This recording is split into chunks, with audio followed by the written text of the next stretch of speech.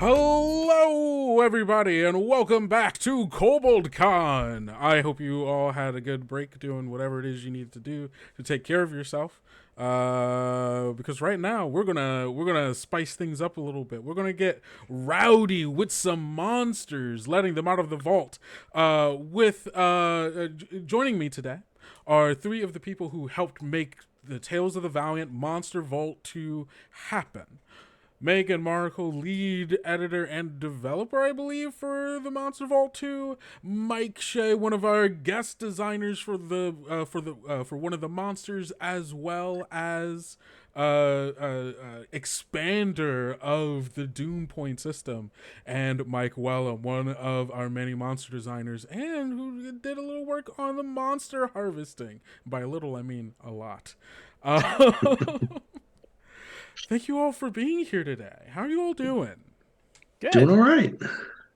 Yeah, pretty good. Can't complain. Nice and Yeah. sunny. Excited to talk about monsters. Yeah. I'm excited to talk about monsters as well because, I mean, there's some of the best parts about tabletop games, or at least these kinds of tabletop games, right? Maybe Yep. the best part. Ooh. Trying to stir up some drama already. Monsters? I think we're a bit biased, though. Yeah, a Maybe. little bit. Just a little bit biased. Well, let's talk about let's first of all, if you haven't heard about Monster Vault 2, please, what are you doing? Come on. We've been screaming it from the rooftops. More. These are more monsters. Hundreds of more monsters. Brand new monster templates. What are they called again? Mobs? Bundles? Yes, the Bundles. bundles, the monster bundles, and more ways to use Doom points. There's so much in this book for players, and we've talked about it so much on Scouting Party that it almost feels like, what more could we talk about even? And honestly, there's still so much more. Because I want to start us off by talking about specifically some of the monsters in the book, because everyone here has laid their smart creative brains upon a monster, and I have them here for you, audience. I've got some monster art for you, and we're going to be Yay. able to talk about more specifics about which of these monsters are, what these monsters are, what they do, and why they're going to be so much fun. I don't remember what order I put them in, so that's going to be a little surprise for all of us. And let's go. Yeah, let's just go to the first one. It's the Frost Jarl. Mike. Oh wait, I said I was gonna send you the picture so you can see it if you're not looking at the Twitch or YouTube.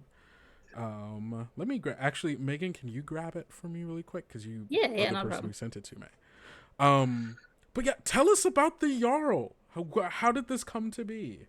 Oh, okay. Well, it was actually part of a package of monsters that I was given to work on. And it basically came about as we needed a frost giant commander.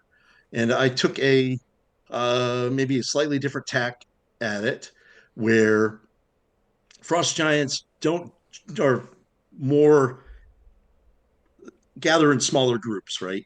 Mm-hmm. But when they need to gather in larger groups for a war or something like that, defend a major swath of territory, one of the frost giants transforms into a jarl and becomes the leader of the army. It's a blessing and a curse, because that jarl gains, becomes more powerful, of course, gains some abilities, like it can rally the troops, and it can deliver this uh, icy stare that basically immobilizes its opponents. And when the war is won, the war is over, the Jarl stays the same, doesn't revert back to an ordinary frost giant, and then is kind of an outcast among the frost giants. So he or she will end up just kind of wandering the mountains and things like that, avoiding frost giant settlements, and serve as a mercenary for other groups. That's so cool. That's such an interesting like part of frost giant culture, that because it assumes so many different things. Oh, my brain is like what is it like? So is the reason why they become outcast because the frost giants are like, we don't really need someone telling us what to do when we're not at war, and Exactly. that's like the main thing you do. Exactly. That's so cool. So how is the person who does it like chosen, or is it like at random? It's at random, actually. There's yeah, it might be someone who has had some kind of notable, exploits or some history or something like that. But it's often just whoever looks to be the best uh, candidate for Jarldom, if you will. Oh, that's so interesting. A blessing and a curse. Yeah. That's I my brain immediately went to, what if a frost jarl, like, they can see the wars kind of pedaling towards the end, and they find a reason to like make it worse to keep it going, so they don't That's a have to be possibility. Yeah. that It, feel it reminds me of John Rambo. right. Yes. It's just like, Yeah. Kind of. Yeah. Kind of is. that's Big frost giant wanders into town. He's like, "Hey, I just wanted to find work. I can't find work." I'm like, "Get out of our town, frost giant." that's so I that's it's so good. It's so good. Props. It's so good. Does anyone Thanks. have any questions about the Frost Jarl? There are some questions, which I'll get to the general questions soon once we get through the rest of this. I'm just looking. I'm looking. If nothing comes up, is one person asked, is it a ritual transformation or like an anime like power like protagonist like power up It's kind of yeah. deal? It's it is very much like an anime power up deal. Yeah. So this, probably a sheet of ice descends upon the frost giant, and then it's not. I don't have that in my text, but that's how I envisioned it. The sheet of ice, and then he or she busts out and is more massive, and has changed armor even. So rather than wearing the typical hide armor for frost giant, has chainmail instead. I love that they have magical girl transformation. That's so good. Now I want that for every kind of giant. That's so good. That's really good. Okay. Awesome. Amazing. So good. Okay. I'm going to Yeah, no, please, Megan. yeah, and as Mike said, we wanted a series of these, so we also have like a fire giant commander and a hill giant chieftain. So Mike is just one of the series of these multiple commanders that have like leveled up the giants that appeared in Monster Vault. That's so We good. we were super excited when we saw the Jarl. Yeah, the Jarl is really, really good. Oh, okay. So for the next one, we have. Oh, this is mine. Hi Ah, everyone. This is the Ratasil. um, the Ratasil, as you can tell, is a not. It's not a great looking creature. It's real ugly. It's real. But its form matches its function. These little guys are actually, I believe, I can't remember if I make them small or tiny. Do you remember, They're tiny. Megan? They're They're tiny. tiny. So they're like, yeah, they're about like yay big. They've got smaller bodies, really long tails. And these are amphibious creatures. I don't remember if I think I did write this in it. They lay eggs in clutches, kind of like turtles. So they lay eggs, like these clutch of eggs, and like a hole on the beach.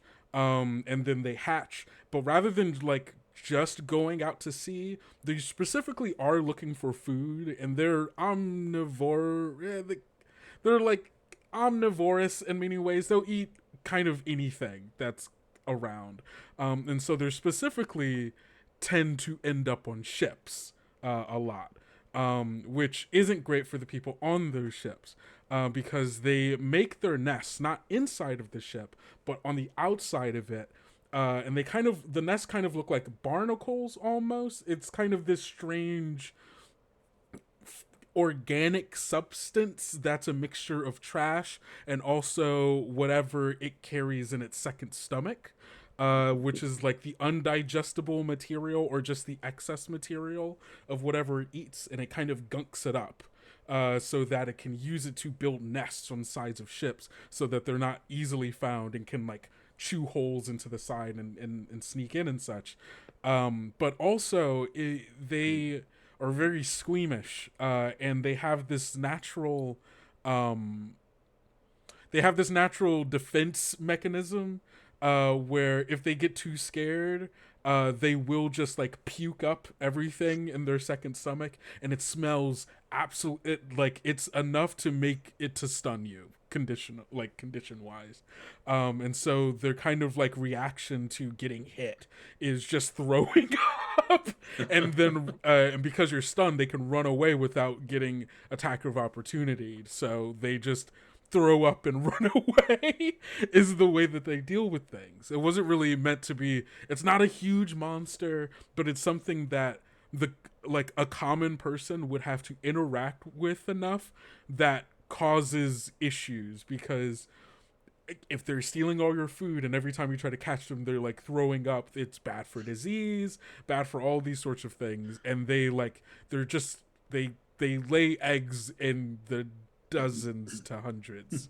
So it's really bad. And it comes in a singular variety and a swarm variety. So yeah, that's what I made. It was originally this idea came. This was a creature that I had made for. I was running a pirate campaign using the ash can for Rapscallion, and because it's a PBTA game, I don't really have to make stat blocks. And so when I was like, when I think Megan, you were just like, hey, does anyone have an idea for a monster? I was thinking I would like to see what this would actually be like as a creature. And so I was very lucky to be able to make it happen and stat it out. And it was really interesting because I think the TOV version of them are not as devastating as the ones, because there's a certain degree where it's like they were like in, when I was describing them originally, like they were like in a pit of hundreds of these hatching at once, and it was like really bad to a degree where people got really hurt. I think these could hurt people, but I think they're more annoying than anything else. I think people, I was imagining worlds in which people use them to make traps, so they'll dig like holes, like transplant like a clutch of these into the hole and then cover it up so that you would fall into like a group of these. I didn't write that in the thing, but hey, an idea if you wanted to use them like that. Well, that's convenient. I'm running the Paizo Pirate Adventure Path for some friends. So yes, I will. That will probably make an appearance in the Adventure Path. Yeah, please do, please do. I would love to see them. My favorite thing about the lore was that their nests look like barnacles. So most people are like, all right, it's just barnacles on the ship. It's like, no, it's not actually. Right. Exactly. That's great. If no one's got any immediate questions about the Radasil, we'll move right along to Slice. Okay, cool. Next up, the spell scale. I think it's just the spell scale. Spell scale Vassal. Vassal, there it is. Tell us about this. How did this come to be? What is it? It came to be because I wanted one in my own home campaign. I felt bad about that, but then you just said you did kind of the same thing, so I don't feel so bad. But I'm running a Dragon Empire campaign, Tales of the Valiant Dragon Empire campaign, and I wanted to, an idea for like draconic knights, knights that work for the Morza, for the dragons, that are loyal to the Morza and are kind of given free reign over the Dragon Empire to do whatever their quests are, right? These are, I like the idea of monsters that have quests and go on adventures like characters do. Only those adventures might be go kill those characters right over there. Right. So they get quests too. And so I like the idea of these like draconic, sort of, giant draconic knights that serve the dragons and are scarier than like almost anything else that you would see out there, short of the dragons themselves. So the idea is like, you might be dealing with all of the other sort of the various hierarchies that exist among the Dragon Empire, which are extensive. But when these guys show up, you're like, oh no, right? Like everyone's frightened of these guys, right? Other than the Morza, everyone's frightened of these guys. And I picked the challenge rating because I like to kind of choose a challenge rating where they have a lot of range for how often you can use them. Like CR3s and 4s are fantastic because you can use them across such a wide range of levels, from everything from a boss monster really early on to minions, far later. But these, you're not going to have a 3rd level Dragon Knight. So a CR8 is sort of like the high end version of that, where they're a good tier 2 boss. Like a 5th level group facing one of these is going to be a pretty good challenge. When you get to like 9th or 10th level or 11th level, maybe a little bit earlier than that, you could probably face 2 of them. And then, when you start to get into tier 3, now you can start to face them like 1-on-1. And in tier 4, you might get 2-on-1 on these guys. So you can almost see like you can have a progression in a single campaign. You could have a progression of what these guys mean in your group. The other thing I like about them is I tried to design them to be very flexible. You can choose a bond for the knight that's sort of based on the colors of the powers of the dragons they serve, or the dragons that had sort of created. These are actually, they're kind of constructs, like they're kind of forged, right? And so that means that they can switch their element type. They can be fire, cold, lightning, acid, or poison, which means they are immune to that type of damage, and they inflict that type of damage. But also you can imagine how it changes their appearance or their mannerisms based on whatever the host dragon is that they've kind of connected to. So that way they not only have sort of vertical flexibility in being a CR8 that you can use for everything from a boss up to like a not quite minions, but 2-on-1 sort of thing in late tier 4. But then they also have this horizontal flexibility of, I could have red ones, or I could have gold ones, or I could have silver ones, or I could have green ones. The artwork is for a green one, right? So I thought that would make it a particularly versatile monster. Again, one that I know I want to use in my own campaign, and I don't want to use it just once. I want to use these guys a lot. So I wanted to kind of design them around that idea, and I think they're great. I tend to lean more towards simple design than complex design for monsters. And yeah, that's a personal preference. Obviously, I don't think all complex monsters are bad, but like, I like a monster where, like, as a GM, when I'm super busy, I don't have to think too hard about getting. It's one of the reasons I love the Tales of Valiant stat block as much as I do, with like the super simplified ability score, ability bonus listing and things like that. So I wanted this one to be like, it's not hard to run, right? Like, it breathes and it hits you with a sword, and but it's got kind of everything. It can breathe, but you can change the type of breath weapon from a cone to a line. Obviously you can change the element type, so if you want to change that up, or you're facing 2 of them and like one's a white one that breathes cold and the other one's a red one that breathes fire, that could be tactically interesting without being complex. It has Draconic Orb, which it can hurl, so it's got a nice ranged attack, so it's not going to get pinned down and not be able to do anything. And it'll hit you really hard with a Dragon Fused sword. So, I think it kind of nails a bunch of things that I really like in the design that I do. So I was very, very thankful for the opportunity to be able to clean this guy up. Yeah, I was super excited to see this one because I've been following your Dragon Empire stuff. Yep. For those that don't know, Mike is running a Dragon Empire game. Yeah, He's it's got a like the YouTube mother of video all where he heist talks about it. campaigns. It's great. Super good. Yeah. No, I love Dragon Empire. It's my favorite part of Midgard, and it was really cool to see this monster. And I really like your lore bit about how, because you mentioned a moment ago that they were constructed, but the lore is they're constructed from giants. So you take like ogres and stuff like that, and you're imbuing them with this dragon power, and that's how they have the knights or whatever. So yeah, they I sort thought of that was an transform. interesting touch. Yeah. Yeah. And that's part of their loyalty oath as well, right? Like, when they get that, not only do they physically transform into this draconic thing, but it also sort of sets them as these knights. I really like, and I've done this in other areas too, but I really like the evil knights of the Round Table, right? Like, the villainous knights, that are just as loyal as they would be, only they do terrible things. Yeah.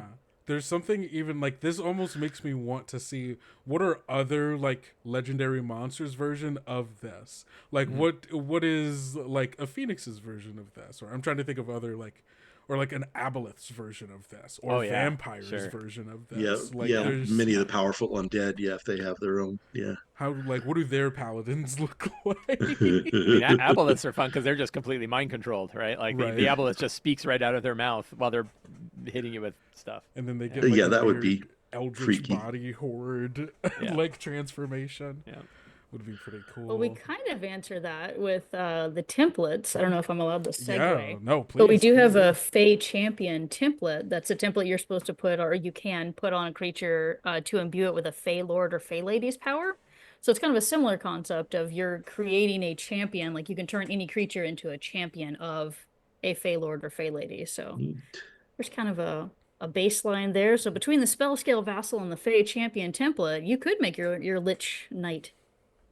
Yeah, that's really, huh? Yeah, I didn't because wow, look at that monster template, so cool. There's so many great things in the Monster Vault too. You see, I love monster templates. Yeah. it's yeah, like okay, yeah. Let's talk about what are some of the monster templates that people are going to be able to find in the Monster Vault too, and which ones are you most excited? Sorry to make you pick your favorite child, but do When so people well. ask me this, what's your favorite? You know, I've worked on almost 3,000 monsters. You can't make me pick a favorite. I'm not picking a favorite. You can pick multiple favorites if that works. All of them? The ones that aren't a headache to edit. We'll go with that one.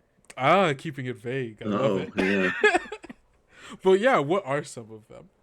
Yeah, so we've got the Fey Champion, and that's going to be like like I just said, your Fey Lord or Fey Lady is in imbuing a creature. Either it can be like a humanoid or a beast or a monstrosity, imbuing it with its power. And you pick a season, because the Fae are usually tied to seasons and stuff. So the Fae Lord will pick either, spring, summer, autumn, or winter. And the Fae Champion's power changes based on what season it's imbued with, which I thought that was really kind of neat. Yeah. We've got our Gloomrot Hulk, which is a giant. I think they're mostly giants that have been corrupted by some type of magic. So if you're thinking in the Midgard setting, it'd be like the Wasted West, or if you're going with more of a labyrinth setting, they're corrupted by the void. But either way, there's some type of magical corruption that has really changed this giant in some integral way.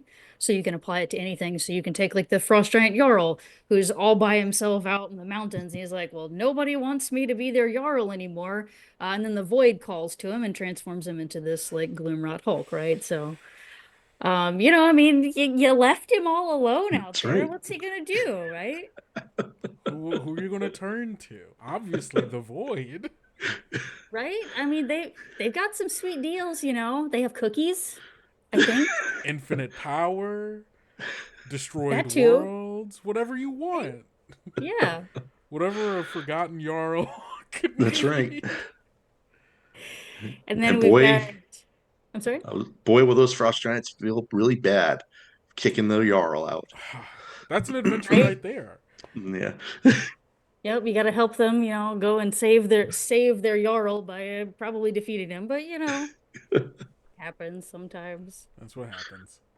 And then to change it up and not to keep going alphabetical, we've got our tar skeleton. So it's just like if you're thinking like dinosaurs that have been in like tar pits and stuff like that coming to life. So it's all imbued with this like sticky tar and all of that.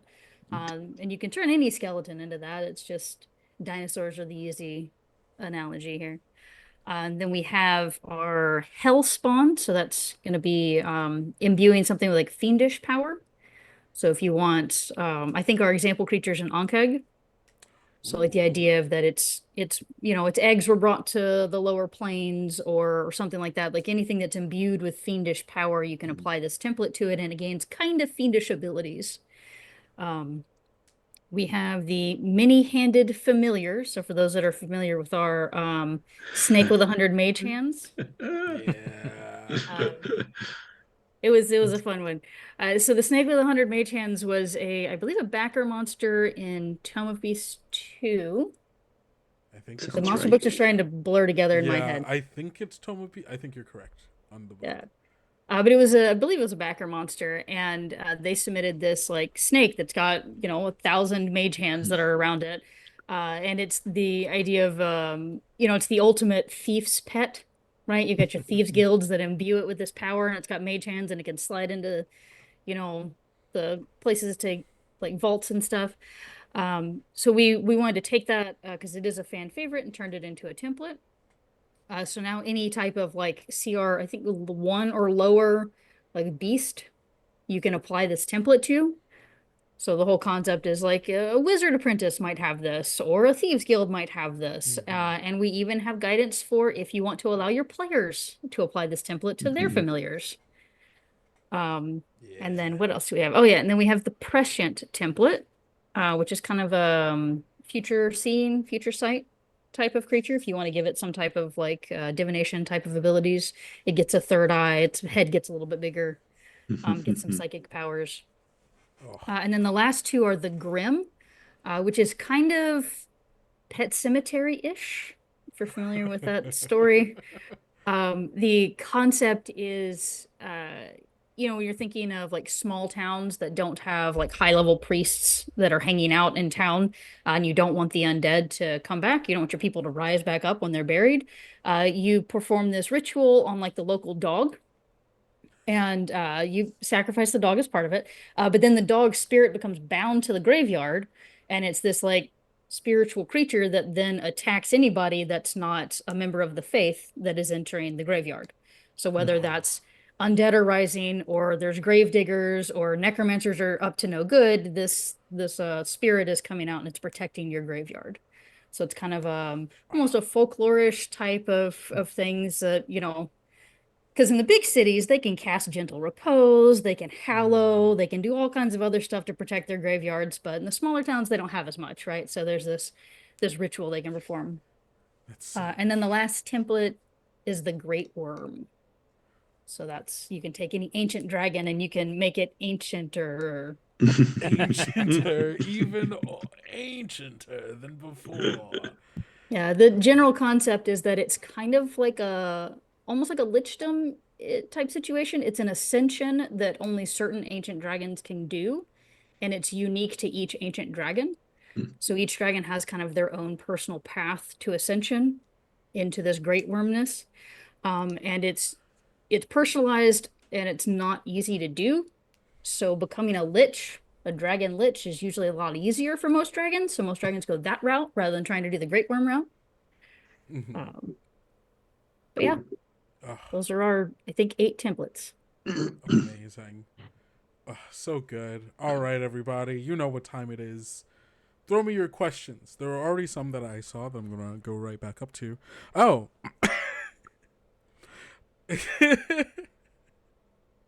House of Toa asks, are there any monsters good for hunting / eating?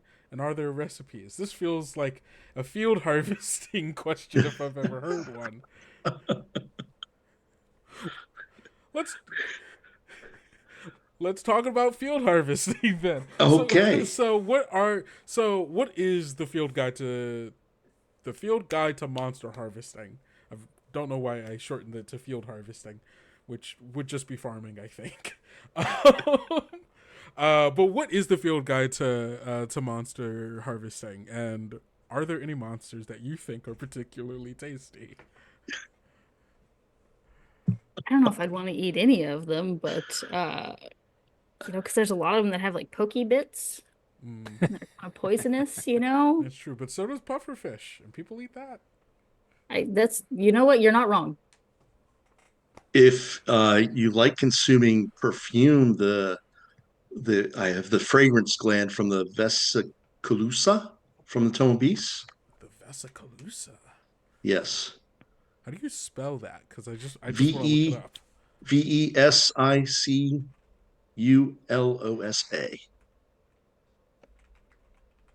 I think I.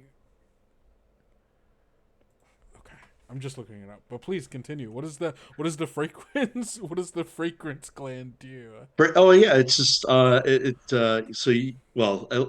the monster the for the monster harvesting you can fill it you can fill a flask with the fluid from the gland, And then when you use it, you can basically use it on yourself to cause creatures to be charmed by you.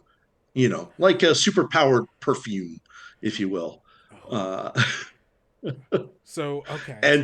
and creatures will actually they will move towards they'll move towards where the fragrance is. So you don't have to Mhm. put it on yourself. You could basically use it as You like a could use it on distraction. other people Yeah. or on Yes. other Or on another things. person. Yeah. That's You can hit someone with it and then have them mobbed by all these admirers or people that just want to be around them because of this alluring smell that they have.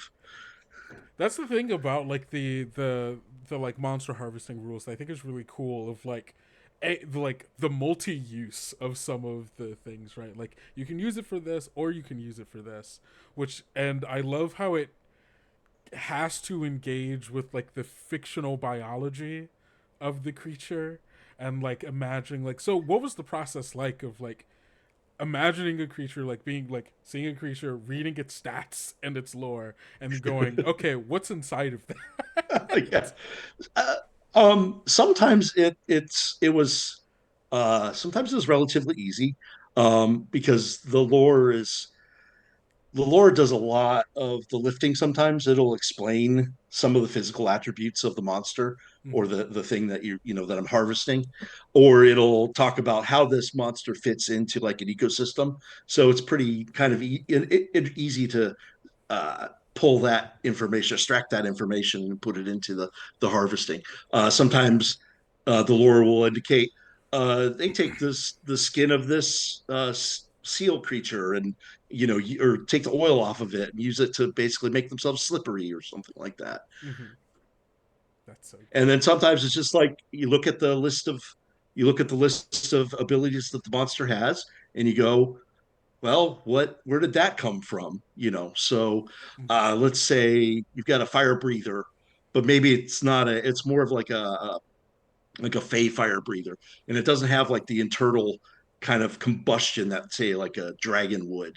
So it would maybe have like a tongue that was magical or something like that that could enable you Oh, to powder it or something like that and give you something that you could to breathe fire yourself. that's so good. That's so cool. Yep, uh, I eat a fey tongue to breathe fire. that's I mean that's hey that's fantasy that's fantasy right there to me. Well, you powder it or liquefy it so it's a little bit more palatable, I guess. So you're not like eating an actual tongue, you Yeah, know. that's fair. You have to dry it out, you mash it, and then Yeah. mortar will pass over. You treat it so yeah, so it's not like, oh, I'm eating this tongue. Toss some vanilla in there to give it some flavor, you know? Exactly, yeah. Each person But has their own kind of recipe that kind of works for them. yes. Which is yeah, a lot of the monster harvesting for that reason dealt with more of the monstrous monsters and less very few humanoids. I tried to stay away from chopping up something that looks like, you or me and Understand, harvesting it for material. So understandable, understandable. Sly, I've got a question for you. What size is the spell scale vassal? Large. Oh, I don't know why mm, I thought they were giant. Them being large somehow makes them feel scarier to me. Actually, Well, and then they can get around easier, right? There's like they're not yeah, going to get stuck in a doorway. they're a bit too mobile if they're Right. large rather than giant. Yeah. Yeah. They're large sized. It's much easier for them to just kneel down, Right. look They can me in crawl the through a doorway and face. stab you in the face. Right. Yeah, They're not going to trap them in a hall, uh, squeezing. that sucks. That sucks. Uh, a quick question for Megan: does the Great Worm template increase the CR of the dragon that you attach it to? Yes. Normally our templates do not adjust CR. The Great Worm is actually one of the exceptions to that. We do try to avoid templates messing too much with CR just because that makes it more of a headache for game masters that want to just apply a cool template. But we felt for the Great Worm that was very necessary because we want the dragon to feel ancienter. Uh, so yeah, I think it increases it by 5, if wow. I'm remembering Okay. correctly. Whew. That's a And it pretty has, Yeah, massive it's a big increase, but I jump. think that oh yeah, fits for the concept. yeah. Yeah. Yeah. And it has all of the appropriate calculations, so we did a lot of that already for you because that is the hardest part of adding any type of CR is increasing that. How do you increase the damage and how do you deal with all that with the hit points and everything? And so that's all included in the template. So it is one of the larger templates, but for good reason. Understandable. Very understandable. Um, which creature or creatures from Monster Vault 2 would you pick to send against a party of spellcasters for those of us planning ahead?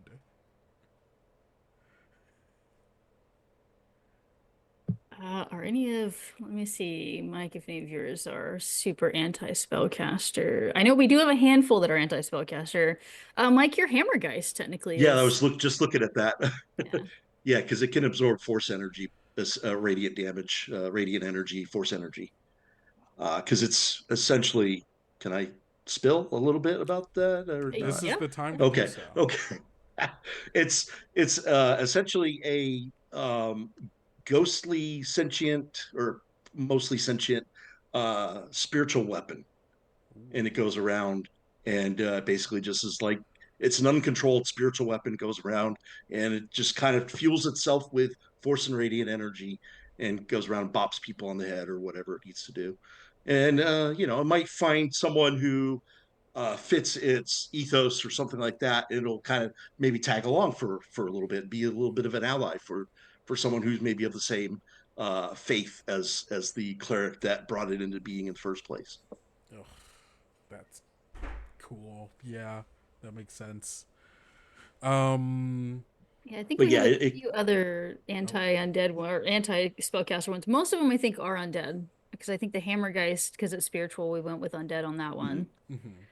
And I think, let's see, there's some other good anti-spellcaster ones. We do have the Forsaken Genie. So that's like The an undead Forsaken, genie. Yeah. the undead. Yeah, because genies normally when they die, they become like their material and then they're outsiders, so they go back to their home plane. Right. Well, sometimes that process gets a little messed up, or there's necrotic energy involved or something. So then they become undead, right? I Yeah. think there might also be some other thing if they like did something bad or something in the process. I hmm can't remember. It's been a moment since I looked at that stat block, but yeah, they're undead genies, and I think they have some anti-spellcaster aspects. But we do have a handful of anti-spellcaster things. We don't Nice. want to be too rough on spellcasters, but we got a few options. Just a few options. Amazing. Oh, I have a quick question for you, Sly. Um, about the Doom points and the Yeah. expansion Oh, of yeah. them.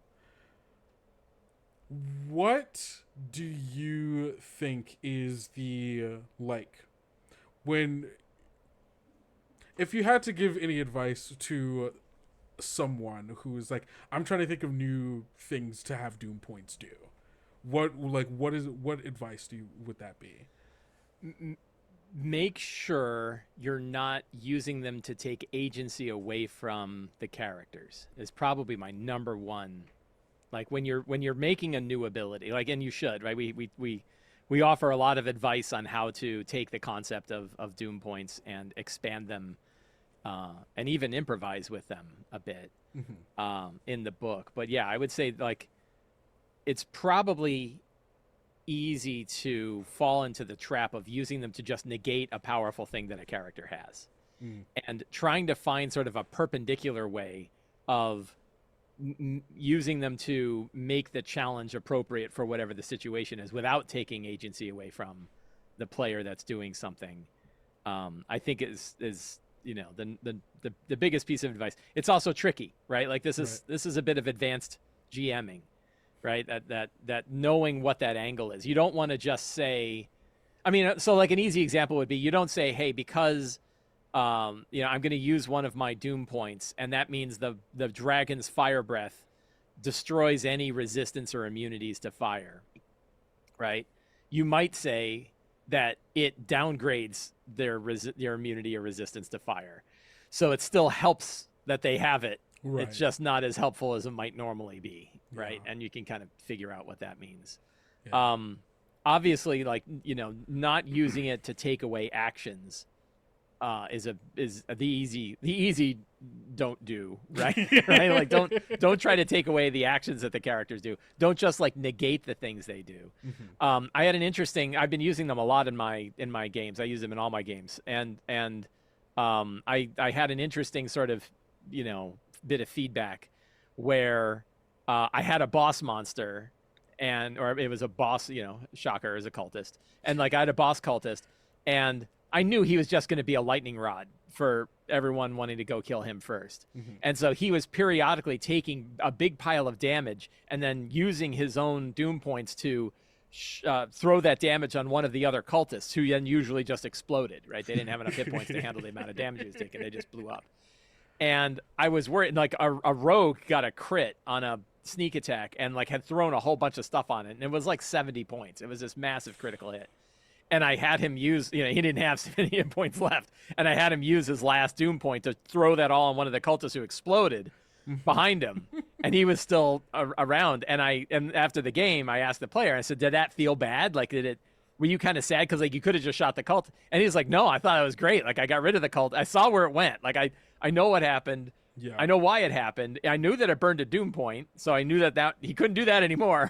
And we got rid of a cultist at the same time. So he's like, I felt like he did not feel like his, this critical hit was negated because, and that would be like, and one is like, if you said like, and I think I've done this, where, I use the doom point to regenerate 50 hit points. If you did it right after they get hit, that kind of sucks, because it's like, great, I hit him for 70 and he just regenerated 50. But if you do it a little later, it's not quite as bad, because they're like, well, I don't know whose damage. We all did damage to him. I don't know whose damage got negated by that, but they can recognize it. But to me, the absolute value is when you put those doom point. I use little tokens on the table, and when they see them go away, they're much less likely to be upset about them. It doesn't feel nearly as arbitrary when I say something like, this undead dragon has 4 of these things, and they're going to use them for stuff. They know they're burning through them, and because I usually use them to replace legendary resistance. I don't think we talk about that, but that's one way you can do it, is kind of replacing legendary resistance. And they like that better because I can use them as legendary resistance, which means they go away, but I can also use them for other things, which means they have fewer shots at legendary resistance. And so they feel like they're breaking through a shield on a monster while they're doing it. And so far, I got a group of 6, long-time player, 20 years we've been playing together. They can be very cynical. They'll be very direct if they don't like something. And all of them have been happy with that. They all kind of like roll their eyes, right? I won't kid. When I say like, you see, because I usually try to represent them in the world, right? You see 4 glyphs appear above their head, these blessings of the nameless king, and they're like, oh, great, And then like we had a new player, and like, oh, this is just Mike's BS over here, right? But then they all like know how to deal with it. So like, I get a little bit of grief. But, then none of them, I think, and I've talked to them. I'm like, how do you feel about this? Oh, that's way better than, legendary resistances. Like, this is good. This is a good trick. So that might be one. I don't know if we talk about this anywhere, but the idea of like, I don't know how well they work when you stack legendary resistances and doom points together. That's a lot of stuff. That is. Right? That's a lot of stuff. Now, but doom points you can use for other things, right? You can use for other people. You don't have to apply them to the big boss monster. Yeah. So I think there's some flexibility there too. But yeah, I'd say my number one thing about designing your own abilities with doom points is thinking hard about how you're going to implement it and not use it to just negate things that the characters are doing. Amazing. Love that. Yeah, and talking about other uses for it too, I think my favorite thing in the material you turned over, Mike, was or Sly, sorry. We got 2 mics here. Yeah, we have 2 mics, right? My favorite thing was when you were talking about other uses, as in like countdown clocks and stuff like that for the Doom. Yeah. Like I thought that was a really fun way. I don't know if you want to talk about that more. Yeah, but I really like sure. that. Yeah, so like this idea, there's this that concept. I first heard Robin Laws talk about it in Hamlet's Hit Points, about upward beats and downward beats. And this is storytelling 101. But in any kind of fiction, you want good things happen and bad things happen and good things happen and bad things happen. If you have too many good things, it's boring. If you have too many bad things, it feels hopeless. And so you kind of want to iterate between good things and bad things. And using doom points are a good example of like a tool that you can use to kind of, interact with those good things happen and the bad things happen. That like, you know, that players can, you know, a bad thing can happen to a player, and the result is that they get a doom. You gain a doom point on them, right? As almost like a, you know, almost like a feature, and that, you know, but then later when they're doing things that are really good and things are going really well for them, that's when the doom point comes out and suddenly the monster's getting more attacks and like, uh-oh, right? So you can use them as that sort of like a pacing tool.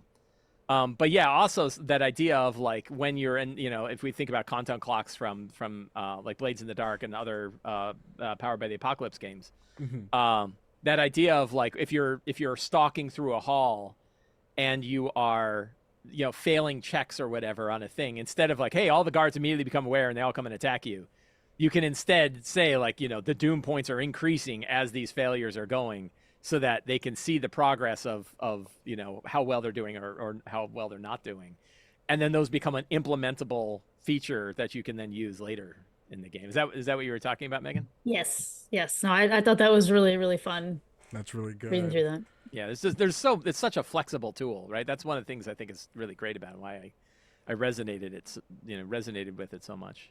Yeah. I actually I used it in that way not terribly long ago in a game that I was running and I did this not in a I didn't even do it in a way where they failed a check, where I was hinting at the greatness of a danger that was like coming that I super did not want them to fight. I was setting up a thing for later, and I was trying to find the best way to be like, don't fight this thing. And I had one of the characters who's a warlock have their patron like basically like send them like this like it manifested as the sound of like a church bell, like an ominous church bell like ringing, and like a chill down their spine, and being like you get this feeling of like your patron warning you of this thing that you're like that they can only see in like shadow up ahead. And it was like, in this moment right now, right before it gets here, right before it you believe it will have the ability to know that you are here, I will let you hide. There's no stealth check involved. You can get low. You can do whatever you want. If you do that without making the roll, I get a doom point. And they chose the doom point. The doom point. Yeah, right. And they know they're giving you this thing, right? You're Exactly. like, oh no. Exactly. Yeah, that's great. So it's it's just a really really flexible tool. Oh, sorry. Did you have something you were about to say? Oh no, I was just saying nice. Yeah. There's a question on are there any elder elemental creatures in the Monster Vault 2? I'm not quite sure what they mean by elder elemental creatures. We don't, well, okay. So we have a lot of elemental creatures. We don't have anything that's like the Fire Lord or the Air Lord or anything like that. I think that's what they're meaning by elemental lords. We don't have anything like that, but we do have a lot more elementals. And then continue with that kind of idea of some of these commander creatures. We do have like a commander salamander. That sounded really Ooh. weird saying it, but there's Commander a commander salamander. salamander.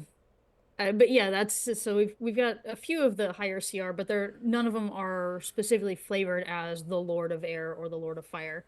One thing that we did bring in that I thought was really fun and interesting was alternate versions of Azers or Azers, however you pronounce them. The idea of having this kind of like lesser elemental that's a mixture of elemental and then some type of people. So one of the ones we have Oh. is the Soarer. So it's kind of this idea of they are air elementals, but they're kind of elvish and like elvish and bird mixtures. So kind of like how the Azers have this like dwarven flavor to them, Soarers are these air elementals that have this elvish bird flavor to them. Oh, that's cool. So kind of, I guess, in the opposite direction of elemental lords, but they're still fun and cool. I I do have I did turn over a pretty powerful swarm of elementals. You did, yes. A The art came over recently too, and it swarm? looks really cool. A swarm of them? The star spot swarm, yes. What? Please tell more. Basically, it's like a star explodes, and these sentient elementals composed of the kind of the nuclear energy of that star shoot out and travel to whatever world they happen to hit, and they can do fire damage, just basically this fire and lightning damage, just this leaking this fundamental radiation almost.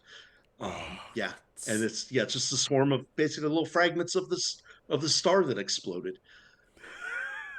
just the fragments of a Just star yeah, that yeah. explode. The things you can say in tabletop RPGs is Which so is good, man. obviously not high CR, right? Because stars No, can't possibly be high CR. no, not at all. What is the CR of it? It is 19. Oh Woo! my god. You know what? If you're fighting stars, sure, yeah. No, that makes sense. That makes sense. It's a celestial body. Quite an elemental lord, but it's an exploded star's bits that are coming after you, right? So it's It's so good. similar-ish. He's similar, yeah. It's so good. Well, thank you all so much for coming down and talk to me about Monster Roll 2. Man, that went by fast. That hour went by so fast. But hey, time moves fast when you're having fun. Thank you all so much.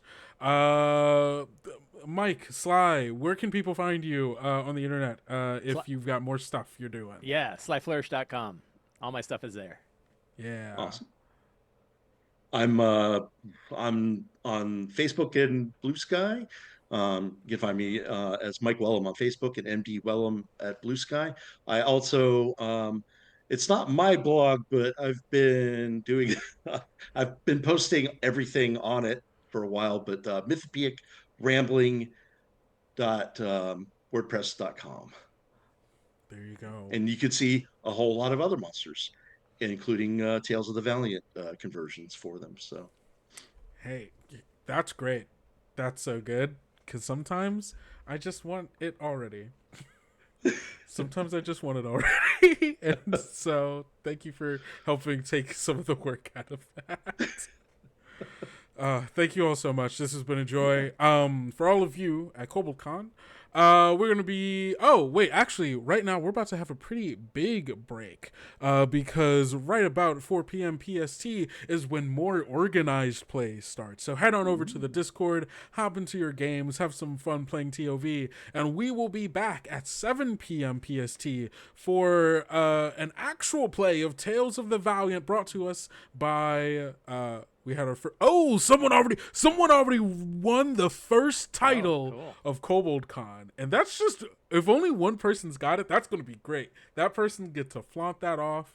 So hey, if you're playing Wrath of the Bramble King, go in there. I have no idea what the title is, so I cannot in any way, shape, or form guide you into what is the right decision so you can get a title. Just like get wacky with it, I guess. Try a bunch of different things. I don't know. It's Thornbearer. Oh, it's called Thornbearer. So use that as your guide. But yeah, we are going to be back at 7 p.m. PST. With an actual play of Tales of the Valiant, brought to us by our friends over at Crit Hit Chronicle, playing a one shot that the title told to me was "Oops, All Kobolds." So I'm sure it's going to be great. We will see you all then, and until then, don't forget to be bold, be brave, be valiant, and we'll see you then. See y'all.